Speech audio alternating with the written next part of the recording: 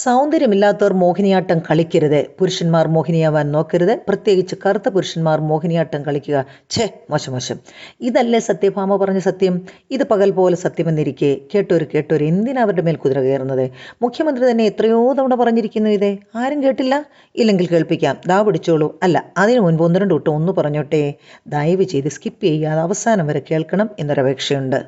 ഏത് കലാരൂപമാണെങ്കിലും അത് അവതരിപ്പിക്കുന്നവർക്ക് ചില പ്രത്യേക കഴിവുകൾ, താലന്തുകൾ ഒക്കെ ആവശ്യമാണ്. പാട്ട് എന്ന കല തന്നെ എടുത്തു നോക്കുക. എല്ലാ ഗായകരും പാടിയാൽ ഒരുപോലെ ആസ്വാദികരമാണോ? അഭിനയം എല്ലാവരുടേതും ഒരുപോലെ മനോഹരമാണോ? നമ്മുടെ ദേവൻ എന്ന നടന്റെ അഭിനയം കാണുമ്പോൾ പലപ്പോഴും കരച്ചിലാണ് വരുന്നത്. ഇദ്ദേഹത്തെ മലയാള സിനിമ എന്തിനു കൊണ്ട് നടക്കുന്നു എന്ന് ചിലപ്പോഴെങ്കിലും തോന്നാതിരുന്നിട്ട് മുഖശ്രീയും മെയ്യഴകും നൃത്തകലയിൽ വളരെ പ്രധാനപ്പെട്ട ഘടകങ്ങളാണ് എന്നത് RLV രാമകൃഷ്ണൻ സത്യഭാമ വിഷയത്തിൽ അന്തരീക്ഷം മലീമസമാക്കിക്കൊണ്ടിരിക്കുന്നവർ തന്നെ ഉള്ളിന്റെ ഉള്ളിൽ സമ്മതിക്കുന്ന കാര്യമാണ് എന്നതാണ് സത്യം. മലയാള ഗായകരിൽ എന്നല്ല തെന്നിന്ത്യൻ ഗായകരിൽ തന്നെ അധികമാർക്ക് എത്തിപ്പിടിക്കാൻ കഴിയാത്തത്ര ഉയരത്തിൽ നിൽക്കുന്ന യേശുദാസിനെ തന്നെ നോക്കൂ. ഒരു ഹ്യൂമൻ ബീയിങ് എന്ന നിലയിൽ ശരാശരിയിൽ താഴെ മാത്രം നിൽക്കുന്ന ഒരുപാട് സംഗീത പ്രതിഭകളുടെ വഴിയടച്ചു കളഞ്ഞ അറുത്ത കൈക്ക് ഉപ്പ് തയ്ക്കാത്ത അയാളെ ഗാനഗന്ധർവൻ എന്ന നിലയിൽ ആരും നമിച്ചു പോകുന്നില്ലേ? അദ്ദേഹത്തിന്റെ ആ മാസ്മരിക ശബ്ദമാകണം അദ്ദേഹത്തെ യുണീക്കാക്കുന്ന പ്രത്യേക ഘടകം എന്ന് പറയുന്നത്. ആ ശബ്ദമാന്ത്രികത്വം എന്ന് പറയുന്നതാകട്ടെ മത്സരത്തിൽ ഒരു വാല്യൂ പോയിന്റ് പോലും അല്ലാതെ ഇരുന്നിട്ടും അതിന്റെ പേരിലാണ് അയാൾ വ്യതിരിക്തനാകുന്നതും ആരാധിക്കപ്പെടുന്നതും.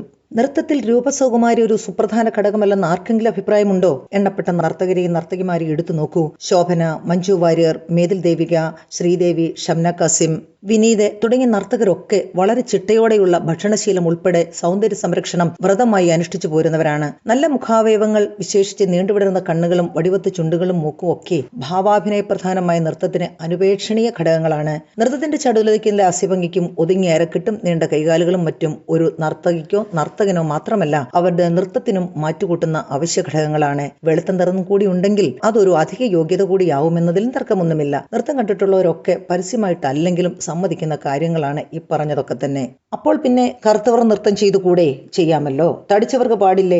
ആവാമല്ലോ. പൊക്കം കുറഞ്ഞവർക്ക് നൃത്തമായി കൂടെ? ഇല്ലെന്നാര് പറഞ്ഞു? എന്നാൽ മുഖശ്രീയും മെയ്യഴകുമുള്ളവർ ചെയ്യുന്നതിനോളം ആസ്വാദികരമാവില്ല അല്ലാതുള്ളവരുടേത് അത്ര തന്നെ. പിന്നെ അവരുടെ ഒരു വിവാദ പ്രസ്താവന എന്ന് പറയുന്നത് അങ്ങനെയുള്ളവരെ പഠിപ്പിക്കും, പക്ഷെ മത്സരത്തിന് അയക്കൂല.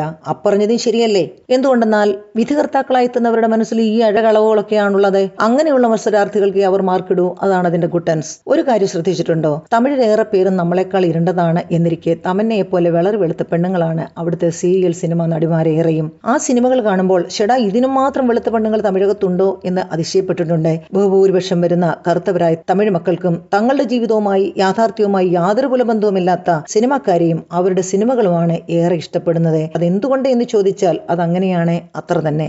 ബ്രിട്ടീഷ്, ഫ്രഞ്ച്, പോർച്ചുഗീസ്, ഡച്ച് വിദേശികൾ വന്നപ്പോഴൊക്കെ, എന്തിന് അതിനു മുൻപ് ആര്യന്മാർ വന്നപ്പോഴും ഭാരതം രണ്ടു കൈ നീട്ടി സ്വീകരിച്ച് ആനയിച്ചിരുത്തിയതിന്റെ കാരണങ്ങളിൽ ഒന്ന് അവരുടെ വെളുപ്പും ബാഹ്യ സൗന്ദര്യവും ആയിരുന്നിരിക്കണം. ആ സ്ഥാനത്ത് ആഫ്രിക്കൻസ് ആയിരുന്നുവെങ്കിൽ ഭാരതത്തിന്റെ സമീപനവും സ്വീകരണവും ഇങ്ങനെ ആയിരിക്കും എന്ന കാര്യത്തിൽ സംശയമുണ്ട്. ഫെയർ ആൻഡ് ലവ്ലി തുടങ്ങിയ ഫെയർനെസ് ക്രീമുകൾ വിറ്റഴിയുന്നതിന്റെയും പിന്നിലെ രഹസ്യം മറ്റൊന്നല്ല.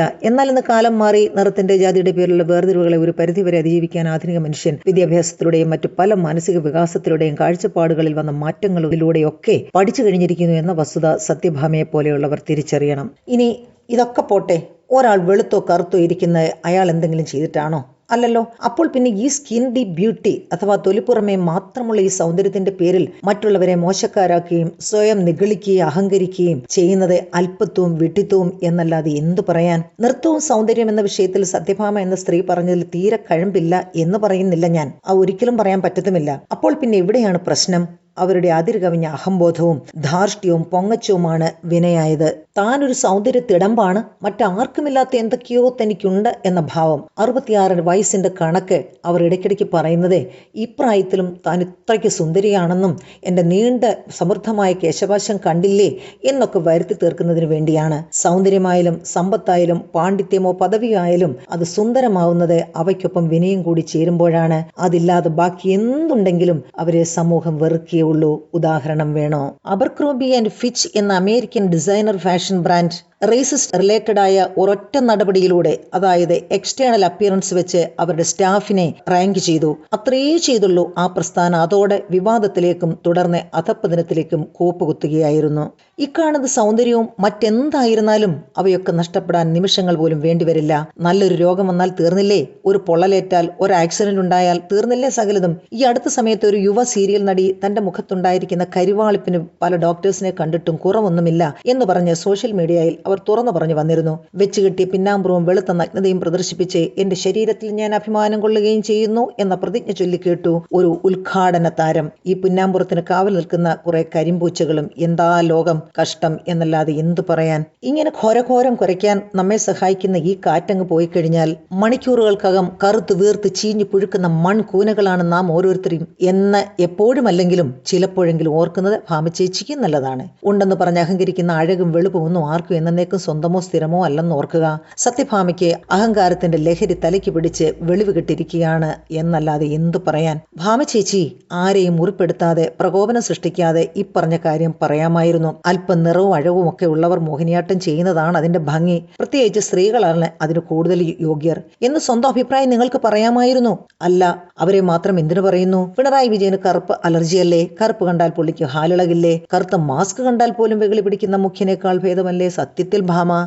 സത്യബ്രൂയാത് പ്രിയം ബ്രൂയാത് അപ്രിയം സത്യം ന ബ്രൂയാത് എന്ന് കേട്ടിട്ടില്ലേ സത്യഭാമയെ? അപ്രിയ സത്യങ്ങൾ വിളിച്ചു കൂവി ഇങ്ങനെ നടക്കരുത് എന്ന് സാരം. RLV രാമകൃഷ്ണൻ എന്ന കലാകാരനെയോ മറ്റുള്ളവരെയോ ഇത്തരം വൃത്തികെട്ട കൂരമ്പുകൾ കൊണ്ട് വ്രണപ്പെടുത്തിയതുകൊണ്ട് നിങ്ങൾക്ക് എന്ത് കിട്ടി? ഹാ, സുഖങ്ങൾ വെറും ജാലം, ആരറിവോ നീതി തൻ ത്രാസ് പൊങ്ങുന്നതും താനേ താണുപോവതും. വിധിയുടെ കൈകളിലെ കളിപ്പാട്ടങ്ങളാണ് നാം ഓരോരുത്തരും. വിധിയുടെ കൈകളിലെ തുലാസിന്റെ തട്ട് പൊങ്ങുന്നതെപ്പോഴാണ് താഴുന്നതെപ്പോഴാണ് ഇതൊന്നും ആർക്കും അറിയില്ല.